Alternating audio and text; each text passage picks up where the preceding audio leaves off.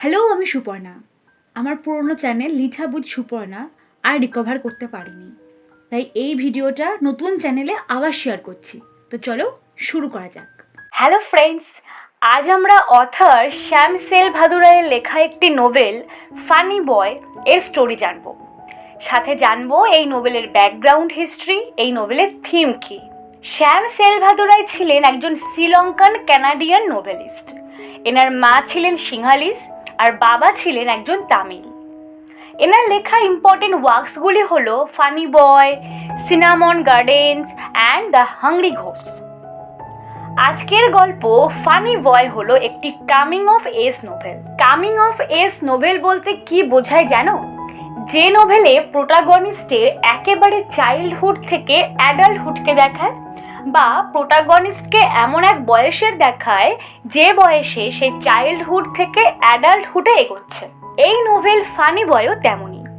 তাছাড়া এই নোভেলটি দুটি অ্যাওয়ার্ডও পেয়েছিল, Lambda literary award for gay fiction আর books in Canada first novel award. এই নোভেলে 6টি চ্যাপ্টার্স আছে, যার সাহায্যে দেখানো হয়েছে 7 বছর বয়স থেকে 14 বছর বয়স পর্যন্ত সময়ের মধ্যে একটি ছেলে কিভাবে তার সেক্সুয়াল আইডেন্টিটিকে খুঁজে পায় আর কিভাবে সিংহালিস তামিলদের বিরাট ঝামেলার সম্মুখীন হয়। ফ্রেন্ডস, গল্প শুরু করার আগে তোমাদের এক হিস্টোরিক্যাল ইভেন্ট সম্পর্কে জানিয়ে রাখি, তবে গল্পটা বুঝতে আরও ইজি হবে। চলো আগে সেটা দেখা যাক। তোমরা সিভিল ওয়ার সম্পর্কে নিশ্চয়ই শুনেছ। সিভিল ওয়ার অর্থাৎ গৃহযুদ্ধ। যখনই সিভিল ওয়ার শুনবে বা গৃহযুদ্ধ শুনবে, এটা মনে রাখবে যে এই ওয়ার এক দেশের সাথে আর এক দেশের ওয়ারকে বোঝায় না, বরং একটি দেশের মধ্যে গঠিত এক গ্রুপের সাথে আর এক গ্রুপের ওয়ারকে বোঝায়। হতে পারে তারা নিজেদের স্বাধীনতার জন্য লড়ছে বা কোনো একটি বিষয়ে নিজেদের অধিকারের জন্য লড়ছে। এমনই এক সিভিল ওয়ার শ্রীলঙ্কায় হয়েছিল। এই ওয়ারে একদিকে ছিল গভর্নমেন্ট অফ শ্রীলঙ্কা আর আরেকদিকে ছিল এলটিটিই অর্থাৎ লিবারেশন টাইগার্স অফ তামিল ইলাম। এদেরকে তামিল টাইগার্সও বলা হয়। এই এলটিটিই 1976 সালে গঠিত হয়েছিল, যা নর্থ ইস্ট শ্রীলঙ্কাতে এক ইন্ডিপেন্ডেন্ট তামিল স্টেট গঠন করার জন্য লড়াই করেছিল। শ্রীলঙ্কাতে নর্থার্ন ইস্টার্ন পার্টে তামিলস আর সেন্ট্রাল ও সাউথার্ন পার্টে সিংহালিস বাস করত। ব্রিটিশরা রাজত্ব স্থাপন করার আগে নর্থার্ন ইস্টার্ন পার্টে তামিল রাজারা শাসন করত, তাই এখানে তামিলদের দেখা যেত। সেখানে অন্যদিকে সেন্ট্রাল ও সাউথার্ন পার্টে সিংহালিসদের সংখ্যা বেশি ছিল। তামিল গ্রুপ হিন্দুস ছিল আর ল্যাঙ্গুয়েজ তামিল ছিল, যেখানে সিংহালিস বৌদ্ধ ধর্ম ফলো করত আর ল্যাঙ্গুয়েজ সিংহালিস ছিল। শ্রীলঙ্কাতে তামিলসরা টোটাল 15% ছিল আর 70% ছিল সিংহলিস। এই দুই গ্রুপের মধ্যে মাইনরিটিতে ছিল তামিলসরা আর মেজরিটিতে ছিল সিংহলিসরা, কিন্তু বেশি এডুকেটেড ছিল তামিলসরা। তার কারণ ব্রিটিশদের রাজত্বকালে যখন ক্রিশ্চিয়ান মিশনারি শ্রীলঙ্কাতে তাদের কনভেন্ট অন্যান্য এডুকেশনাল ইনস্টিটিউশন স্থাপন করে, তার নর্থার্ন শ্রীলঙ্কাতে খোলা হয়েছিল আর সেখানে তামিলরা থাকতো। সো তামিলরা এডুকেশনের বেশি সুবিধা পেয়েছিল। এরপর যখন ব্রিটিশরা শ্রীলঙ্কাতে নানা অ্যাডমিনিস্ট্রেশনের কাজ শুরু করে, তখন তামিলদের সিভিল সার্ভিস, গভর্নমেন্ট জবেরও সুবিধা মেলে, কারণ তামিলরা এডুকেটেড ছিল আর তারা ইংলিশ ল্যাঙ্গুয়েজও ভালো ছিল। এরপর যখন ব্রিটিশ রুল থেকে শ্রীলঙ্কা স্বাধীন হয়, তারপর শুরু হয় সমস্যা। 1948 সালে শ্রীলঙ্কাতে পার্লিয়ামেন্টারি ডেমোক্রেসি এস্টাবলিশ হয়, আর এই রুল অনুসারে মেজরিটি ক্লাস পুরো দেশে নিজেদের ইচ্ছা মতন রুল স্থাপন করতে পারবে। মেজরিটিতে কারা ছিল? সিংহালিসরা। এবার সিংহালিসরা অনেক লস পলিসিস চালু করলো, যা তাদের ফেভারে ছিল। এর ফলে সিংহালিসরা এডুকেশন আর জবের দিকে এগোতে পারলো। 1956 সালে ইংলিশ ল্যাঙ্গুয়েজকে সরিয়ে সিংহালিস ল্যাঙ্গুয়েজকে অফিসিয়াল ল্যাঙ্গুয়েজ করা হলো, যার ফলে তামিলদের জব হারাতে হলো, কারণ তারা তামিল আর ইংলিশ জানতো, সিংহালিস জানতো না। 1970s-এ কলেজ এডুকেশানে তামিলদের সাথে ভেদাভেদ করা শুরু হলো, সাথে তামিল ফিল্মস, তামিল ম্যাগাজিনকেও ব্যান করা হলো। এর ফলে তামিলসরা একজোট হয়ে এই ডেমোক্রেসি রুলের বিরুদ্ধে রুখে দাঁড়াতে শুরু করলো, হাতিয়ার তুলে নিল। অনেক গ্রুপস তৈরি হলো, আর তাদের মধ্যে সব থেকে বড় গ্রুপ ছিল LTTE, liberation tigers of Tamil Eelam, যার ফরমেশন হয়েছিল 1976 সালে। এই গ্রুপের উদ্দেশ্য ছিল নিজেদের আলাদা স্টেট গঠন করা। তারা প্রচুর আর্মি তৈরি করে, অনেক ফর্মেশন করে, প্রচুর স্ট্রাগল করে নিজেদের অধিকার পাওয়ার জন্য। সেই সময় এই LTTE গ্রুপকে the most strongest gorilla force of the world বলা হতো। এই যুদ্ধের পরিণতি কি হয়, কে জেতে কে হারে, আমরা এইসব সম্পর্কে এই ভিডিওতে ডিসকাস করছি না। আমাদের টেক্সটটা বোঝার জন্য যুদ্ধের কারণ আর বিষয় জানাটাই জরুরি। তো এবার আমরা ডিরেক্ট টেক্সটের স্টোরিতে ঢুকবো। প্রথমে ক্যারেক্টারগুলোকে দেখে নিই। আরজি, যে ছিল এই নোবেলের প্রোটাগনিস্ট আর ন্যারেটর, একটা 7 বছর বয়সের বাচ্চা, যে ছেলেদের সাথে ক্রিকেট খেলার থেকে মেয়েদের সাথে বউ খেলাকে বেশি গুরুত্ব দিত। সোনালি, আরজির ছোট বোন। বরুণ, আরজির দাদা, তাকে এই গল্পে ডিগি নোস নামে জানা যায়, যেহেতু অন্যের ব্যাপারে নাক গলানো তার স্বভাব। আম্মা, আরজির মা। আপ্পা, আরজির বাবা। আম্মাচি আপ্পাচি, আরজির দাদু ঠাকুমা। তনুজা, আরজির কাজিন, খুব বদমাস সেলফিশ কাজিন, তাকে এই গল্পে হার ফ্যাটনেস নাম দেওয়া হয়। কান্তি আন্টি, তনুজার মা, আরজির পিসি। সিরিল আঙ্কেল, তনুজার বাবা। ড্যারিল, আম্মার এক্স লাভার। রাধা, আরজির ছোট পিসি। অনিল, রাধার লাভার। রাজন, রাধার হাজবেন্ড। জেগান, আপ্পার বন্ধুর ছেলে। শেহান, আরজির লাভ ইন্টারেস্ট, একজন হোমোসেক্সুয়াল বয়। ব্ল্যাক টাই, ভিক্টোরিয়া একাডেমির একজন স্ট্রিক্ট প্রিন্সিপাল, যে বিশ্বাস করে যে স্টুডেন্টসদের মেরে ধরে সব কিছু করানো যায়। এনারা ছাড়াও আরও কয়েকজন ক্যারেক্টার আছে যাদেরকে আমরা গল্পের মধ্যে জেনে নেব। First chapter, pigs can't fly. গল্পের শুরুতেই দেখা যাচ্ছে পরিবারের ছোট ছোট ছেলেমেয়েরা খেলা করছে, যেখানে ছেলেরা ক্রিকেট খেলছে আর মেয়েরা সাথে আরজি বউ খেলছে। প্রত্যেকবারের মতন আরজি সেখানে বউ সেজেছে। বাচ্চা মেয়েগুলো সেটা মেনেও নিত, কারণ আরজি বউয়ের অভিনয় খুব ভালো করত। কিন্তু সমস্যা হলো, একদিন তনুজা ওই দলে খেলতে এসে তার আরজির এই বউ সাজার ব্যাপারটা একেবারেই পছন্দ হলো না। কিন্তু বাকি বাচ্চারা তনুজাকে অ্যাভয়েড করলো। আর এই তনুজা এত নালিশকুটি যে সে তার মা কান থেকে ডেকে আনলো। কান্তে যখন দেখলো আরজি শাড়ি পরে আছে, বউ সেজে আছে, তখন সে আরজিকে টানতে টানতে নিয়ে এলো পরিবারের বড়দের মাঝে।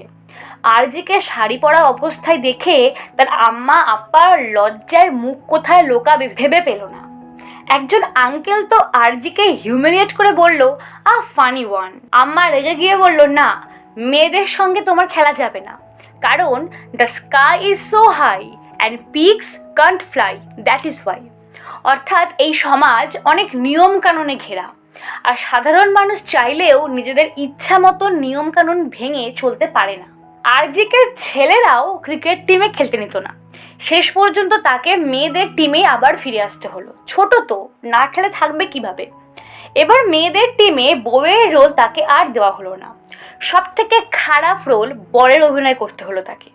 কিন্তু সেখানেও তনুজা আরজিকে তার চেহারার জন্য খুব হিউমিলিয়েট করে। আম্মাচি এই সব ঝামেলার জন্য আরজিকে দোষারোপ করে। আরজি ছুটে আড়ালে গিয়ে কান্নাকাটি করে। Second chapter, Radha aunty. Radha aunty থাকতো আমেরিকাতে, 4 বছর পরে বাড়ি ফিরে এসেছে। আরজি ছোটবেলা থেকে কখনো রাধা আন্টিকে দেখেনি। রাধা বাড়ি আসার পর আরজি আর রাধার মধ্যে খুব ভাব হয়ে যায়। তারপর তারা দ্য কিং অ্যান্ড আই নামক একটা ড্রামাতে পার্টিসিপেটও করে। সেখানে অনিল নামের একটা ছেলেও পার্টিসিপেট করে। সেখান থেকে অনিল আর রাধার মধ্যে একটা সম্পর্ক তৈরি হয়। এদিকে রাধার একজন পূর্বপরিচিত লোক রাজন রাধাকে প্রপোজ করে। স্বাভাবিকভাবেই রাধা রিজেক্ট করে দেয়। কিন্তু তাদের ফ্যামিলি যখন জানতে পারে যে অনিল একজন সিংহালিস, তা রাধাকে বলে এই সম্পর্ক শেষ করে দিতে, কারণ রাধার পরিবার তামিল। আর আম্মাচির বাবাকে সিংহালিসরা মেরে ফেলেছিল। সেখান থেকে আম্মাচি সিংহালিসদের ঘৃণা করে। আম্মাচি অনিলদের পরিবারকে হুমকি দেয়। সেই কথা জানতে পেরে যখন রাধা অনিলের বাবার কাছে ক্ষমা চাইতে যায়, অনিলের বাবা তাকে অভিশাপ দেয়, বলে আমাদের ছেলেকে কখনো একজন নন সিংহালিসের সঙ্গে বিয়ে দেবো না। এরপর রাধাকে জাফনাতে পাঠিয়ে দেওয়া হয়।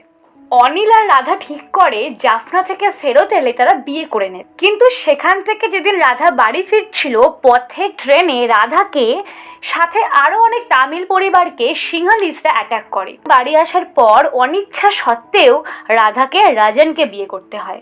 আরজি তখনও জানতো না সিংহালিসদের সাথে তামিলদের এমন সম্পর্ক কেন। আরজির বাবা আরজিকে বোঝায়। আরজি তখন বুঝতে পারে ব্যাপারটা কতটা সিরিয়াস।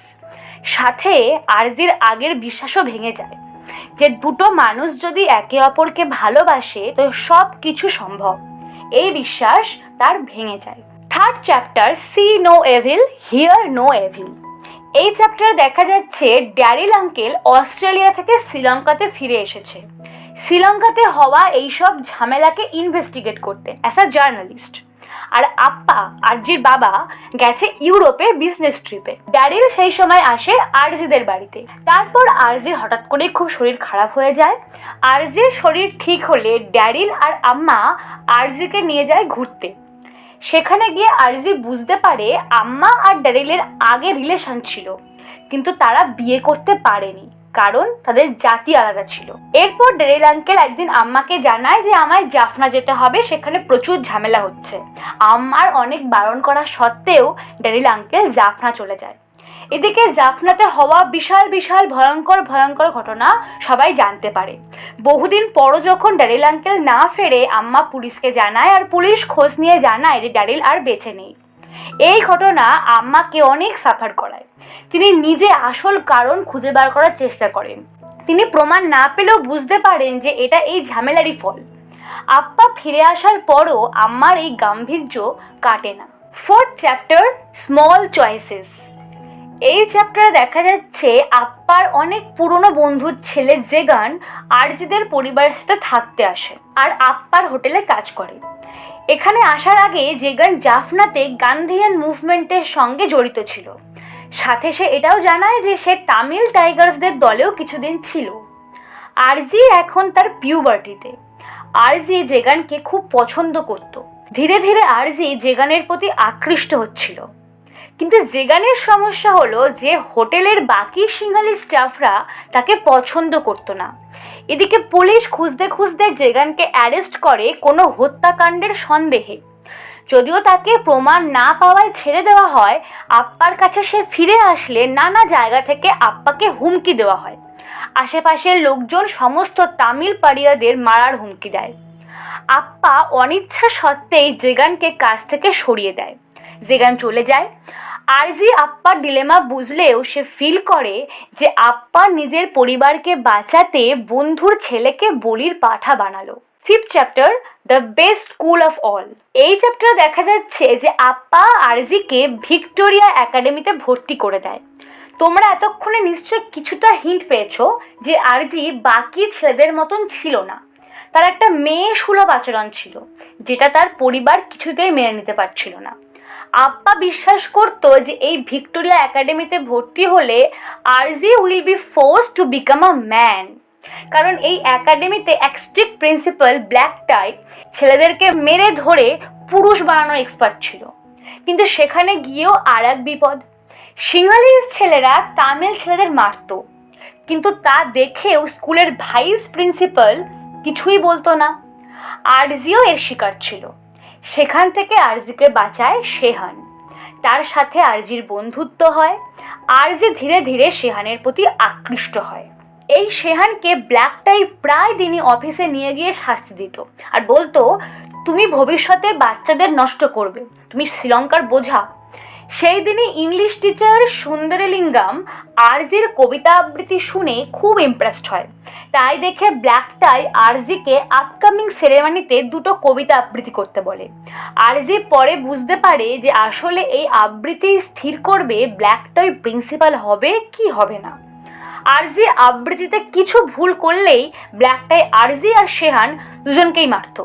এদিকে আরজি কিন্তু শেহানের প্রতি ধীরে ধীরে আকৃষ্ট হয়ে পড়ছিল। তারা স্কুলের বাইরেও একসাথে সময় কাটাচ্ছিল। আরজির দাদার ডিগি কিন্তু আরজিকে শেহানের সাথে মিশতে বারণ করেছিল, কারণ শেহান ছিল গে। শোনা যায় শেহান অন্যান্য অনেক ছেলেদের সাথে ফিজিক্যাল হয়েছে। একবার শেহান আর আরজি তো কিসও করেছিল। তারও কয়েকদিন পর আরজিদের বাড়িতে এরা দুজন ফিজিক্যালও হয়। এই ঘটনার পর আরজির গিল্টি ফিল হয়, কিন্তু সে আসলেই শেহানের প্রতি আকৃষ্ট হয়ে পড়ছিল। এরপর স্কুলের সেরেমনিতে আরজি ইচ্ছে করেই এমনভাবে রিসাইট করে যাতে পোয়েম শুনে ব্ল্যাক টাইকে রিডিকিউলাস মনে হয়। এরপর সে শেহানকে জানায়, আমি তোমার জন্য এমন করেছি কারণ ব্ল্যাক টাই তোমাকে মারতো। আর এরপর সে প্রিন্সিপাল আর হবে না। শেষ চ্যাপ্টার রায়ের জার্নাল। এই চ্যাপ্টারে দেখা যায় 1983 সাল, যখন তামিল সিংহালিসের ঝামেলা গৃহযুদ্ধে পরিবর্তন হয়েছে। সিংহলিসরা তামিলদের বাড়ি দোকান জ্বালিয়ে দিচ্ছে, গভর্নমেন্ট ওদের সাপোর্ট করছে।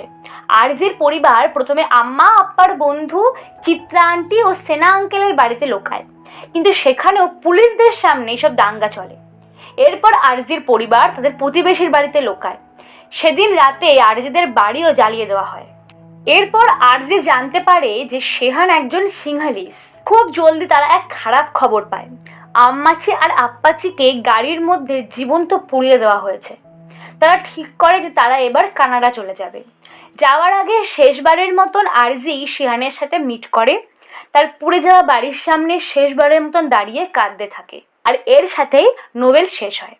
এই নোবেলে শুধুমাত্র যে আরজির লাইফের আপস অ্যান্ড ডাউনস আমাদের চোখে পড়েছে তা কিন্তু নয়, ওয়ার্ল্ডের যে হার্শ রিয়েলিটি তাও উঠে এসছে নোবেলে। নোবেলের টাইটেল ফানি বয় বলা হচ্ছে আরজিকে, সেটা আমরা ফার্স্ট চ্যাপ্টারে দেখলাম। কেন ফানি বয় বলা হচ্ছে নিশ্চয়ই বুঝতে পেরেছো, তার হোমোসেক্সুয়াল অ্যাপিয়ারেন্সের জন্য। গল্পে আরজি কিভাবে তার হোমোসেক্সুয়ালিটিকে বুঝতে পারলো, কিভাবে তার সাথে ডিল করলো, তা দেখাতে গিয়ে অনেক থিম উঠে এসেছে। তাছাড়াও তামিল ও সিংহলিসদের মধ্যে যে দ্বন্দ্ব, তাও গল্পের একরকম শেপ দিয়েছে। আমরা এই গল্পের মধ্য দিয়ে এটাও বুঝলাম যে এইসব দ্বন্দ্ব, দাঙ্গা, হাঙ্গামা কিভাবে ইনোসেন্ট পিপলদের লাইফে এফেক্ট করে। ফ্রেন্ডস, আজকের ভিডিও এই পর্যন্তই।